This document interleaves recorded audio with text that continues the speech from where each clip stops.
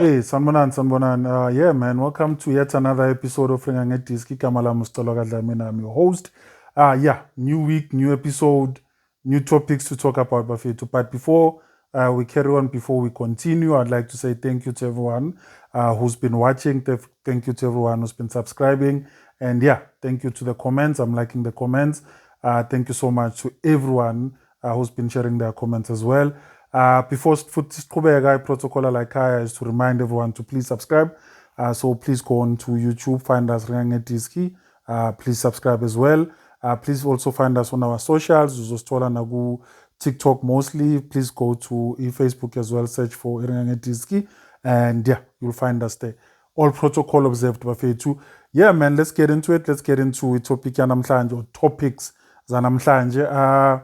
Yeah, it's been a good couple of weeks. But yeah, I told you guys, right? I told you, right? First and foremost, I want to say congrats to the Orlando Pirates for winning yet another trophy. I will talk more about that, but I want to say congrats to them for winning yet another trophy. Yeah, man, they've been on a good run for trophies, and it's just like, yeah, they're doing the things, right? But did I not tell you?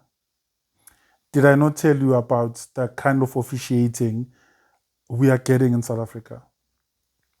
Did I not tell you guys the standard, the culture of officiating is bad? It's not even going down. It is down. It is down. What happened in that game was embarrassing. What happened in that game was shameful, right? For the officials who officiated that game, for whoever pays those officials, for whoever has trained, I'm sure those officials, I'm sure he watched that game or she watched that game, and they were very embarrassed by that. It is a shame that how I remember that game. It is not how I should remember that game. I should just remember it for Orlando Pirates winning the trophy. So I'm gonna stop there and say well done to Orlando Pirates. And yeah, man, while talking about Orlando Pirates, because on today's show I wanted to spend time and talk about a couple of coaches that I just want to talk to you guys about. So yeah, let's start with Jose Riveiro. Yeah, man, it's good to see what he's doing. And he's been around for like 3 seasons now. This is his third season, but he already has like five trophies in the bag, 2 Nedbank and 3 MTN. That is a huge achievement. That is unmatched, right, in South African football. Maybe find me a coach who's done it, who's won these many trophies in this short sort of space of time, right? Yeah, man, I don't think Uguti, he's also being loud in terms of how he's doing his thing. I like him because even from the beginning when he came and they were not finding what they were trying to build and what they were trying to do, he was always positive, right? He was always direct with his analysis after the game. He never shied away from, or he doesn't shy away from telling his players what he needs to tell them, or saying what he needs to say in a post-match interview and all those things. And yeah, man, it's good to see Uguti Pirates is doing good, is doing great. And I say it's good to see in general, not for me as a as a Chiefs fan, right? But it's also one of those things, man, because here's the thing about us as South Africans, right? I remember around when he came through, it was this weight, like we were playing around with, and we were calling him a coach that were from overseas or from outside the country. We're calling them plumbers and what and whatnot, right? And if you go and search the depths of the internet, you'll find the same fans who are today singing at their loudest for Orlando Pirates, who were the ones who were saying that this coach is not the coach that they were looking for. But yeah, I guess past is the past. He's doing the things, he's doing great. What I also do enjoy about the Pirates recently, if I don't know if I've mentioned it in my previous videos, is the fact that they've allowed him or they've built a squad for it, right? they've let go of the players he's not been using, or the players that he doesn't deem fit for his team, or he just doesn't see them, giving him what he wants. They've let him bring in the youngsters, and the youngsters are flourishing. The youngsters are doing great things. Quite a few of them are playing in the national team as well. So that's good to see, right? That is a positive thing to see. It's not only positive for Orlando Pirates to see these young players coming through, but it's also positive for the national team to see the talent that we are cultivating, that we're giving game time to, progress into the national team, right? Because that's what you want to see. You want to see players who are coming through the ranks, players who are given the opportunity and the platform, go on to represent their country. So huge big out to the coach Orlando Pirates. Sometimes I think the saying that imsebenzi endoda iyazikhulumela is true, right? Your work will speak for itself at the end of the day. So yeah, I also mentioned that I see Pirates as one of the contenders this year. I know they've just been second place for like 2 years running, but the gap between them and Mamelodi Sundowns was a bit, big, So yeah, hopefully this season they can challenge Mamelodi Sundowns in that regard. I think they're primed for that. I still believe Uguti, they're very primed for that. You know, it's a reality, or it's a fact that sometimes you have teams that are good in cup competitions, because a cup competition is that we have to win this game today because there's no other chance for us to do this again, right? So there are coaches that are fantastic when it comes to cup competition or tournament type of football. So for him, he now just needs to push for that championship, push for that league, and convert the momentum that he has now into that channel, into that title. And I think, yeah, he would have completed the the the, the cycle for me, or the cycle for me, because I don't think he needs to win the Carling Cup, Carling Black Label Cup at this point. Winning it would be a bonus, but I honestly don't think he needs to win it to progress, or to sort of add into the Pirates going on to win the league, right? I think now that he's won MTN, go for the Nedbank. Of course, as I said, everyone goes for every trophy, but I think, yeah, put all your put all your eggs in the league title basket. That's what I would do, and suggest, I would love to see the Pirates do as well, is compete and challenge the Sundowns for the league title. Kwanele man, just Sundowns and them doing what they're doing, and them winning this trophy for years and years and years, right? And yeah, let's just quickly go into, Singene Guyo Sundowns, right? But I'm not gonna touch too much on the Sundowns. The point is actually about Umkwena, right? Utebogo Mkwena. So I don't know. I think for some reason, Utebogo Mkwena has not been playing, right? And I think when the season started, there was a speculation of a move. There was all of those things, right? And when I think at one point when the coaches were asked, and the coaches said, I paraphrase here, but said something like, "We're playing the best players in that position," right? And then when Mkwena scored 2 goals, right? Or when Mkwena scored, yeah, the 2 goals for Bafana Bafana. Just as a side note, guys, so I'll go back to that point. As a side note, firstly, big ups to whoever takes care of Nelson Mandela Bay, the pitch, right? Big up to that person, that stadium, that pitch looked beautiful. And the beautiful pitch will get you 5 goals from Bafana Bafana. Think about that. 5 goals from Bafana Bafana. A beautiful pitch will get you that. So big ups to everyone who's looking after that pitch. You are doing a fantastic job.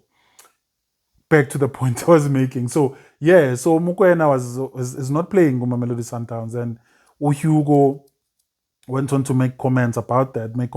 Went on to make a comment regarding why, or he doesn't get why Mukwena is not playing, right? And I don't know, man. I think one thing the Bafana coach has done is he's always spoken about the PSL coaches and things that he's observing. He's never been shy from saying things that he's observing in the league. And that's why I think when it came through and some of the coaches and some of the teams were not really friendly with him because he told us the truth as a nation. He did not shy away. You'd swear that guy goes with Amapodi cards wherever he goes because he was Chela, man, right? Look at him now, right? He was not sort of telling us crap or sort of misleading us then, right? And he's done a great job to take Bafana to a formidable team of some sort. So, yeah, I guess at the end of the day, we as a country maybe need to listen sometimes. I was one of those who were like, who's this coach? Like, Montolona, who's coming here or who's coming in here and looking to criticize the league here, looking to criticize our clubs, looking to criticize how we do things and all of those things. But in his sanity, there was order, or there's order in sanity. And so, yeah, big up to him for that. But I also don't understand why Mkwena is not playing Mamelodi Sundowns. I think sometimes it will be, I don't know, man. It will be good for the people who take care of these teams to come out and be honest, right? And not give us this political correct statement when you're being asked about a player. Just say, I'm not playing this player because of his attitude, because of his discipline, because he's unfit, because he's injured. Just say that so that as a nation, we don't continue to ask you questions. Therefore, we then ask the player to say, dude, now manje also an attitude kwenze injured. You know, but you can't say Mkwena is injured if he's playing for the national team. You can't say he's unfit if he's playing for the national team. You can't say he's not good enough if he's scoring for the national team. Right? So why exactly is Mukwena not playing? And he's not the only one, by the way. So I like what Hugo did in that instance. I also like what Hugo did in the instance of before they went into camp, one of the players did not show up for camp and Hugo called him out. And again, I enjoyed that. And Hugo sort of chased the player away for now. And yeah, as a coach, he stood firm and he needed to, and he's done his thing and it works for him, right? He continues to improve this team. He continues to bring the results, bring us closer and closer to qualifications and all that. And yeah, bring us closer to playing some good football because I won't lie to you. At some patches, I'm seeing good football. And I say it some patches because you can see him trying to sort of get the players that he's familiar with, the players that he trusts, Abo Zwana, Abo Mkwena, Abo Mudiba, and all those players to gel in with the ones that are coming in, Abo Talent Mbata, Abo Mkwena, and all of those other players who are just coming into his team or he's picking up like that, right? So I enjoy that. I enjoy the fact that he also calls players who are in form and who are talented to come in that sense into his team, right? And yeah, I guess Satula, we keep quiet, we let him do what he needs to do, and if and when he then fails us, or if and then when, if and when he's not able to carry on anymore, he will let us know, and we'll move on, right? We'll move on and go to someone else, right? And talking about national team coaches, talking about talking about national team coaches. Interestingly enough, right? So in the English football, right, or in the English FA, that Southgate, his name was, right? Southgate decided, no, I'm not able to continue with the England team. I've gone into a couple of tournaments, and always the bridesmaid and never the bride, right? In that sense, and he decided to sort of step down. And England went with an interim coach, and yeah, they have that interim coach, and now it's said that Thomas Tuchel, his name is, who once coached PSG, Chelsea, Bayern Munich, and is a German coach. Yeah, it said he's gonna take over that role, right? And it sparked a huge debate in the English sort of fraternity of football. Is that are English born coaches not good enough to coach their own national team? And it's a huge debate. My answer for now is yes, right? Because the previous one was English and he couldn't bring you a trophy. So that answers your question.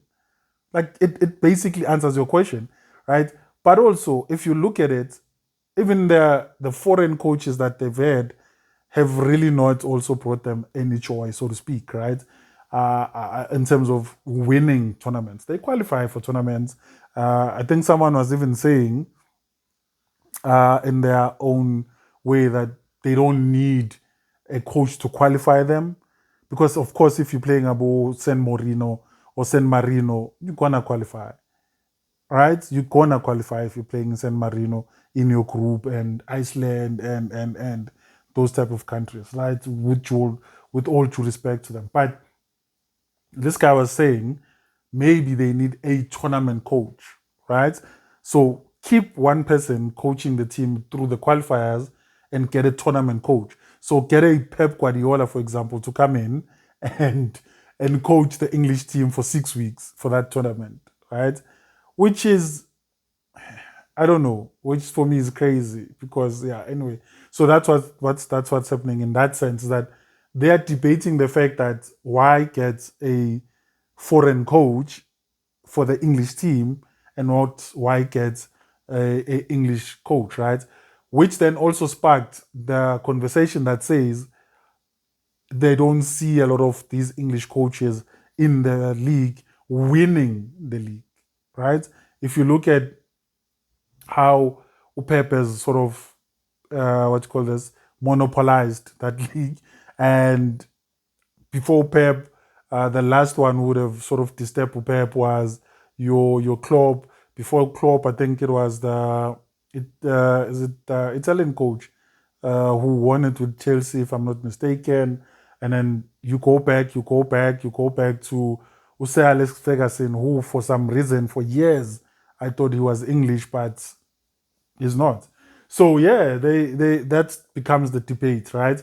And again, it's a debate that you can take anywhere, right? Because even with us, we've always said, why not get a South African coach? Why not get this type of coach to win us the sorry to take Bafana on to go and win us these tournaments and all that. And we at least can say one of our local coaches, the late great Clive Parker, won us a tournament, so we can at least say that in recent times.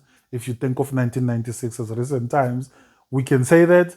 But yeah, it's interesting, right? Because again, we assume, or the assumption is, a sort of national born coach what knows the players best or knows football know the English football best, which is in the English space or in the English sort of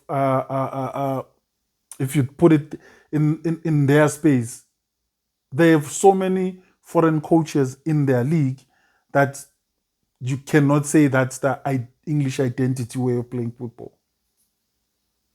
You get what I'm trying to say? They have so many of those coaches from outside that come in from Portugal, from Italy, from Spain, from Germany, from all around the European countries to influence their football to a point that you can't say or you can't fully say an English coach would do better because he then knows the English culture of playing football or the English way of playing football. But nonetheless, that is their own thing, right? I guess that's their own fight and all of that debate and all that. We've had our own, and we'll keep having our own debate when it comes to that, right? And before I go to my last two coaches I'm going to speak about, I want to talk about Eric TenHug, right? So when say Alex Ferguson left in Manchester United, right? No one thought after so many years it would be this bad. in Manchester, right? It will be as bad as it is, right? Firstly, no one is ever going to replace Sir Alex Ferguson, right? Many people love Manchester United because of that man, because of how he played, because of what he did for that team, because of the trophies he's won, because of everything that he did for that team, right? But that era is gone. And I also heard that he's also stepping down from his being an ambassador of the club. So he's cutting sort of all ties with the club. He deserves to go and rest and enjoy his retirement, right? Now, you have this coach who, when he was in the Netherlands with Ajax Amsterdam, did great things, right? Did great things, won the league there. He sort of brought in young talent, which went on to dominate Europe. If you look at in Spain, they have players from the Dutch are there, even Dutch coaches coach in Spain. In England, there's a ton of Dutch players who play there. So and most of them come from, or most of them have passed through Ajax at some point, or Ajax at some point, right? And during TenHug's time. So why is it that his success in Ajax is not translating in Manchester United, right? Could it be it's a bigger club, which is a fact, right? Could it be he's out of his depth? It could be, right? But we're talking about a coach who's played in the UEFA Champions League, who's done great in the UEFA Champions League. So he knows what needs to be done in Manchester, right? He has the capabilities to do it. He's won 2 trophies for them, actually. But for now, or right now, it seems like he's a huge failure because every week, if he loses a game, everyone's like, he must go. Everyone says, no, that guy must go.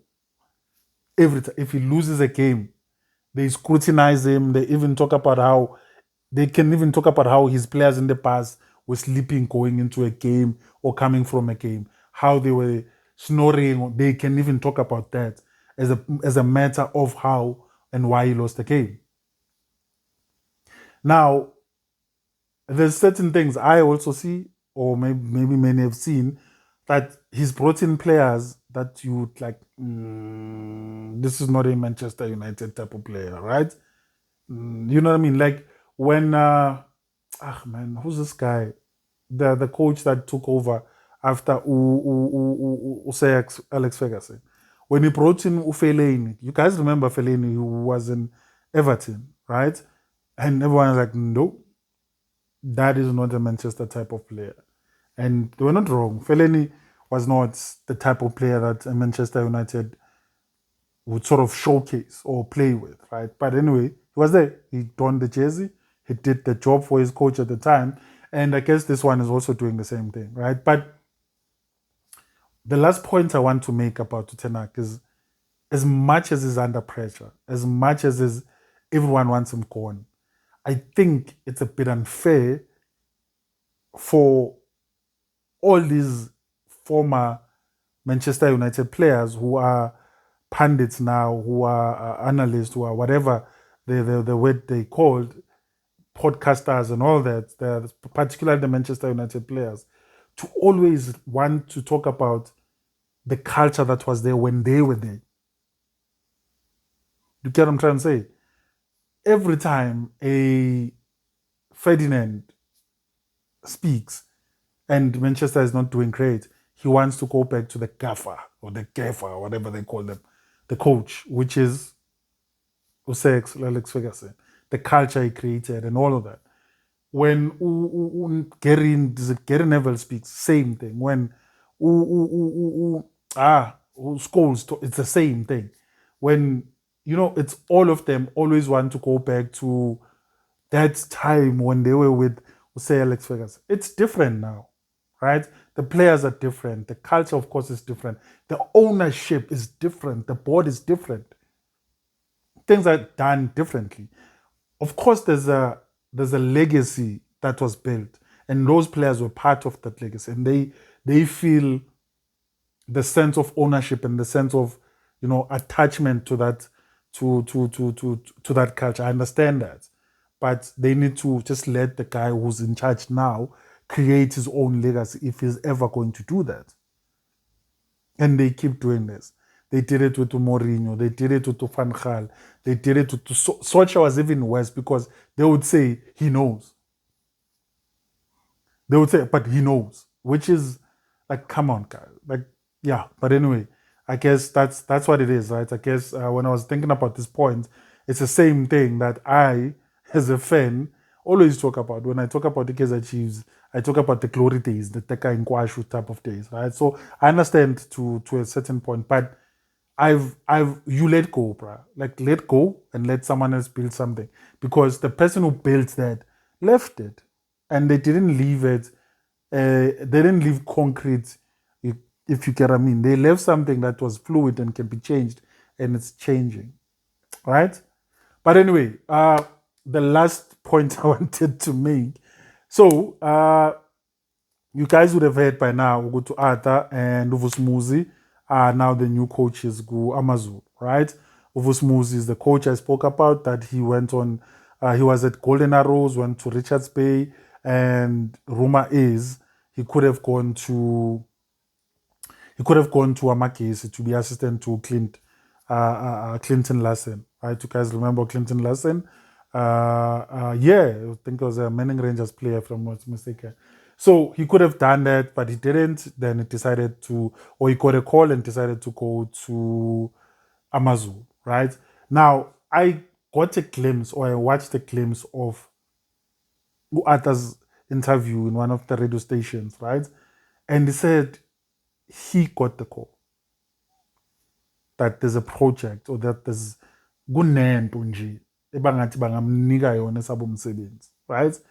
Now, I have so many things I want to talk about when it comes to this co-coaching and all that, right? But before I get to that, which is best, right? And whoever is a coach who's listening, please let me know, write a comment, whatever. But what is the best way to recruit a coach, right? Is it a we advertise, as in like we tell the world that, hey, we don't have a coach. Anyone who wants to apply, please apply, right? Of course, we don't have time, in a sense that says, so get interview next week. What? We don't have that time. I understand that, because it's in the middle of the season, and we need a coach, right? So I understand in terms of the time and all of that. But B option is it the way to go to say, I don't have a coach, pick up the phone, hey, Sbanbani, please give me so and so's number. Because I doubt Amazulu coach just randomly had Arthur's number. I doubt that Amazulu chairman just randomly had his number. So he would have just like tried someone to contact Arthur and all that. Also remember, Arthur is contracted to Kaizer Chiefs as a youth coach, but he's contracted on a contract with Kaizer Chiefs, right? Now, you call Arthur, I have a project for you. Arthur goes and says to Kaizer Chiefs, what? Here's my resignation letter, and then goes to Amazulu. In that call that you speak about, no Arthur, do you tell Arthur, good Arthur, this project is going to be a co-coaching job. I have you and Uvusumuzi for this job. In the same call, do you have Uvusumuzi? Like, who did you call first? Who agreed that there will be a co-coach first? That's what I'm interested in. You get what I'm trying to say? Because these are two different coaches. They have similar but different parts as well. Like what makes you think they will fit? They'll make a good sort of combination. I'm quite interested to understanding that. Very, very interested to understanding that. Just to say, what makes you think they will gel why them? Why specifically Vusmuzi? No, Art. Is it a matter of they were available? Well, one was available, and one was just a matter of a phone call. Like what drove or what drives that decision, right? But in saying that, I do want to say big ups to both. Firstly, Amazulu is a big team, in the sense that it's one of the oldest teams that we have, in the sense that it's sort of like it's within KZN, like it's it's a KZN, fully KZN team, right? And yeah, it's big ups to both of them. Wish them nothing but the best. I am very keen to see and yeah, what they will do, what type of football they will play, what are they bringing, how's their relationship going to be, the understanding between the two of them already. Them having started like a week or two ago, I'm sure they've built some sort of relationship, or they're building some sort of relationship and understanding, and who's who in the whole training park. So yeah, be keen and interesting to see that as well, right? Yeah, man. So big up to them and all the best to them both, right? It's good to see young coaches in terms of experience coming in and getting these big jobs, local jobs for for them as well. Yeah, man, guys. So I'm closing, right? I wanna for my next show. I wanna for the next episode. I wanna talk about why in South Africa we are not, or our teams are defaulting when it comes to paying players, right? You guys can go and look. You would have seen Royal AM is being, has a FIFA ban. But I'll touch base on this on the next episode. But it's quite interesting. It's quite interesting to see that this thing keeps on happening. It happened to Chiefs. It just keeps on happening, right? But anyway, you guys have been watching Ringa Diski. I want to say thank you so much. I want to say please subscribe, please share, please like when you see us on our socials. Please go to TikTok, search for Ringa Diski. Please go to Facebook and search for Ringa Diski. And that's the episode for today. Our episode are going to be dropping, as I said, every Thursday. Please watch. Please make sure that you have your alert so that you get the episode as hot as it is. But thank you so much. Enjoy the rest of your week. Yeah, we are resuming regular football this weekend, so we'll talk about that in our next episode. Thank you so much, guys. See you on the next episode.